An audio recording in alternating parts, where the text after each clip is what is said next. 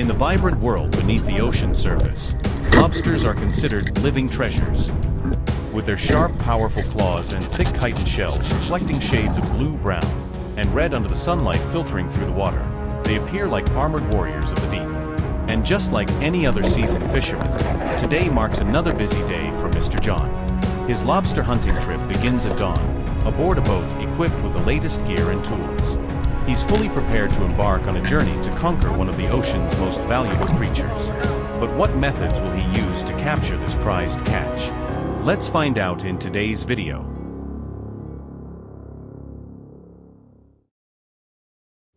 Lobsters are among the most economically and gastronomically valuable crustaceans in the world. Some record-breaking Atlantic lobsters can reach lengths of up to 60 centimeters and weigh over 20 kilograms. The largest ever recorded weighed 20.14 kilograms in 1977, according to the Guinness World Records. However, most other species, especially tropical spiny lobsters, are much smaller and lack claws. Lobsters typically inhabit rocky reefs and crevices that provide shelter. During the day, they stay hidden in caves, emerging only at night to hunt for fish, clams, snails, and other bottom-dwelling creatures. With lifespans reaching up to 50 years or more, lobsters symbolize endurance in the deep sea. Beyond their high nutritional value, rich in protein, omega-3, and minerals, lobsters are also considered a royal delicacy, appearing in fine dining dishes around the world. This makes them an irresistible target for professional hunters like John.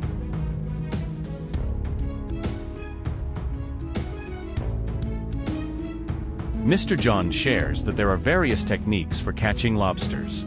Depending on their size and hiding spots, fishermen can choose the most effective method. These trips usually take place early in the morning or late at night, when lobsters are less alert than usual. When the boat arrives at the predetermined site, the long-awaited moment begins. Wearing his diving suit, with air tanks and lobster nets securely fastened, John plunges into the deep. Beneath the blue waters, dark rock crevices and hidden caves come into view, sometimes even a shadowy octopus lurking nearby, the perfect hiding place for lobsters. One common method is to gently prod the lobster with a tickle stick to lure it out, then use a snare loop to secure its body, or a net to trap it once it backs out. Occasionally, he also uses baited traps, though these are tightly regulated. Each must follow specific rules for size, design, and number allowed. Every movement John makes is slow, precise, and by the book. As soon as a lobster peeks out from its hole, he smoothly loops the snare around its body, tightens it, and places it in the net, another successful catch on this dive.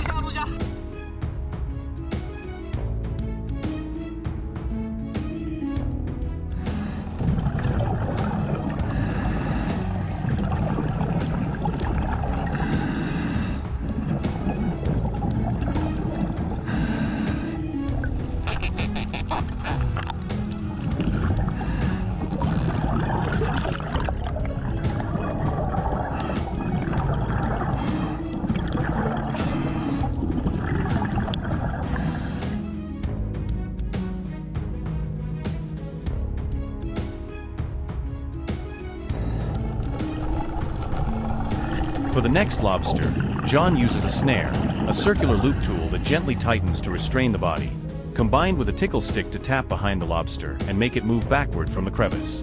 Once secured, he measures the lobster's carapace to ensure it meets legal size requirements before bringing it aboard. This technique blends manual diving skill with precision, especially valuable in deep waters where pressure and limited visibility make every move critical. With one swift motion, the lobster is captured safely, marking John's second successful catch of the day. Aside from mechanical tools, lobster catching rods are also common. These have a flexible metal loop at the tip. Once the loop encircles the lobster's body, a quick pull tightens the hold, safely restraining the animal. This method minimizes injury, ideal for those who sell live lobsters at higher prices. Here, dexterity and sharp observation make all the difference between success and failure.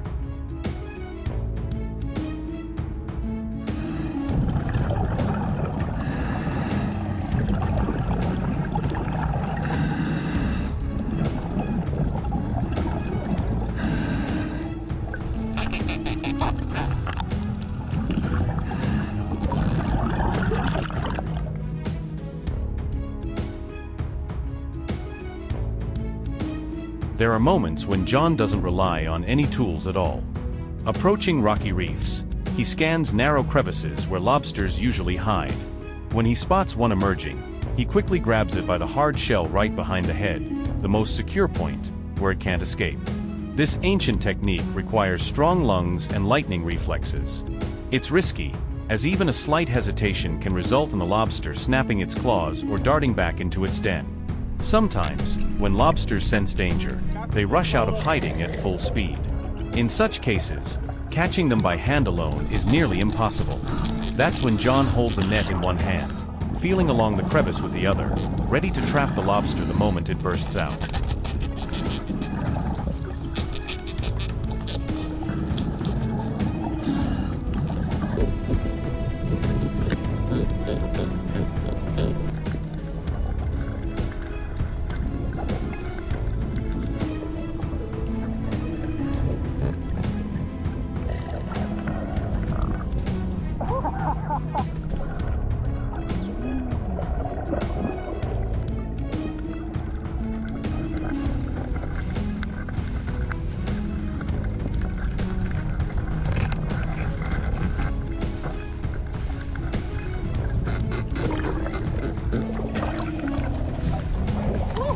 That's a good size. Way too big. Oh, it's massive. Like, got that one? Yep. You got him? Yep. It was a team effort to get him out. When they're under the ledge there, you don't actually know. Once brought to shore, these giant lobsters become ingredients for exquisite dishes. From buttery grilled lobster, fresh sashimi that preserves its natural sweetness, to rich European-style lobster bisque. Each represents fine dining at its best. The commercial value of lobsters lies not only in their unique taste, but also in their rarity and the effort required to harvest them. They're a premium export, highly sought after in major markets such as the US, Japan, Korea, and China. Lobster fishing also boosts coastal economies, creating jobs for fishermen and divers, while supporting restaurants and tourism centered around seafood experiences. One crucial regulation in lobster harvesting is size limits. Individuals with carapace lengths below the legal minimum must be released back into the ocean to allow them to mature and reproduce. Additionally, many countries mandate escape vents for juvenile lobsters and biodegradable panels in traps to prevent ghost fishing, when lost traps continue catching and killing marine life. Modern traps are now designed with these sustainability features, escape gaps and biodegradable escape hatches, ensuring lobsters can get out if the trap is lost.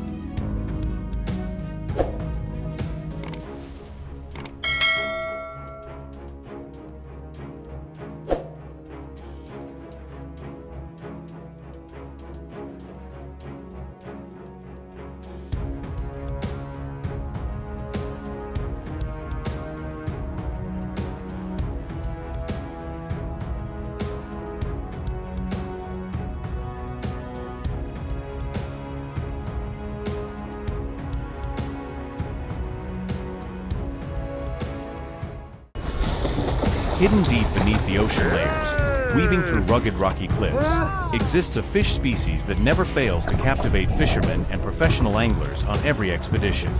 Not only because of its commercial value, but also due to the dramatic battles between man and fish in the open sea.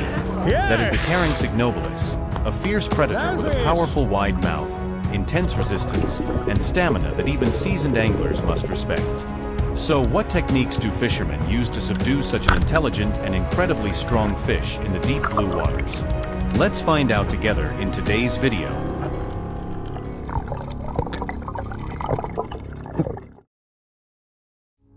Caring signobilis are predatory fish mainly distributed in tropical and subtropical seas such as the Indian Ocean, Pacific Ocean. Their average size ranges from 30 centimeters to over 1 meter, weighing between 2 and 25 kilograms. From small fish, worms, snails, plankton, and even seabirds, Caring signobilis are versatile hunters. Catching Caring signobilis often takes place in deep waters or areas with many reefs. In fact, some countries even organize professional fishing tours, giving visitors the thrill of battling this powerful fish.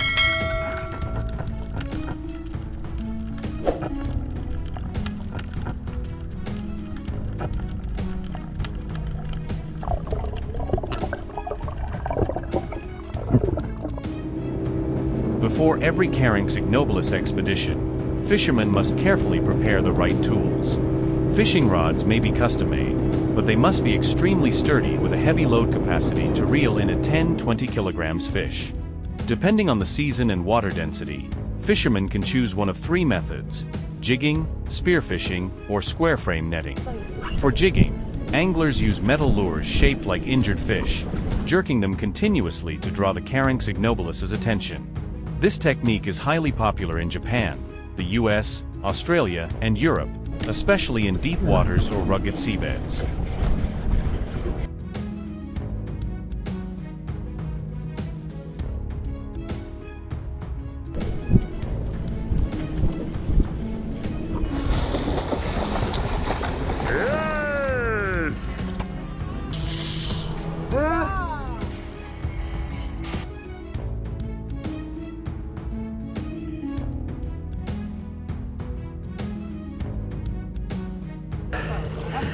Yes!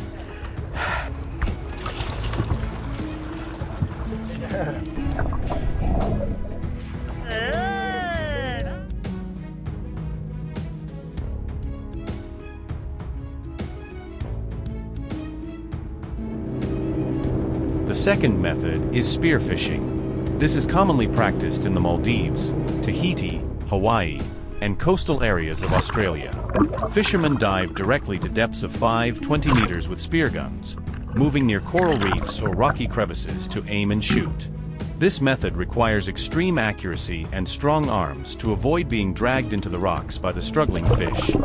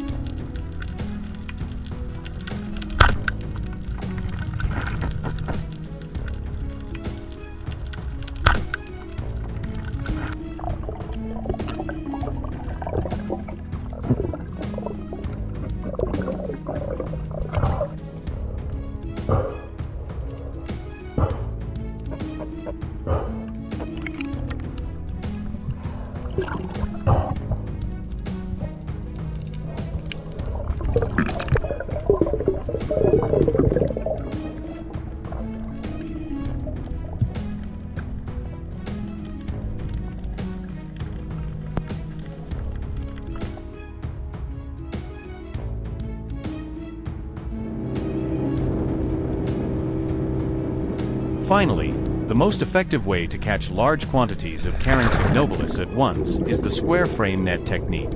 This traditional trapping method is popular in shallow waters since it's silent and keeps the fish alive. The trap consists of a steel square frame covered with netting, placed firmly on the seabed or near reefs. Small bait fish are placed inside to lure the Carinx ignobilis in. After 4-6 hours, fishermen retrieve the trap. On average, a 1.2-1.5 meter frame can hold 3-7 adult Carinx ignobilis, depending on the fish density in the area.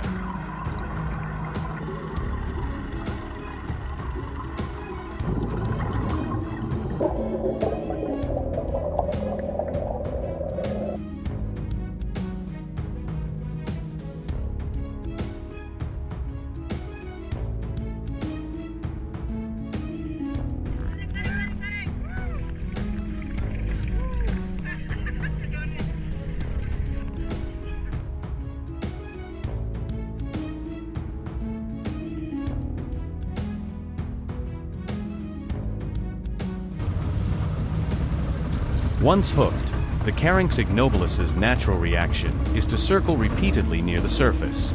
At this moment, fishermen must remain calm and keep steady hands to avoid losing the catch. Some larger Carinx ignobilis even dive straight down after taking the bait, risking broken lines or rods if not handled properly. Right after being brought on board, Caranx ignobilis are immediately stored in ice holds to maintain freshness. Some fishing boats in Japan and Australia even process the fish on site, filleting them into large blocks and preserving them with dry ice before docking. Depending on size and freshness, Caranx ignobilis prices on the market range from $10.30 per kg. They are a premium dish at 5-star restaurants in Japan, Hong Kong, and Dubai, prepared in various ways such as sashimi, salt-grilled, or steamed. For fishermen, Caranx ignobilis are not just delicious seafood, but also a vital source of income from their life at sea.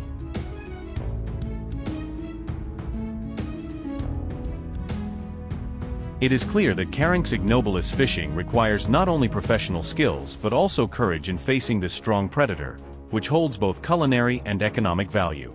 Whether caught for domestic consumption or export, Caranx ignobilis continue to play a vital role in the fishing industry of many coastal nations.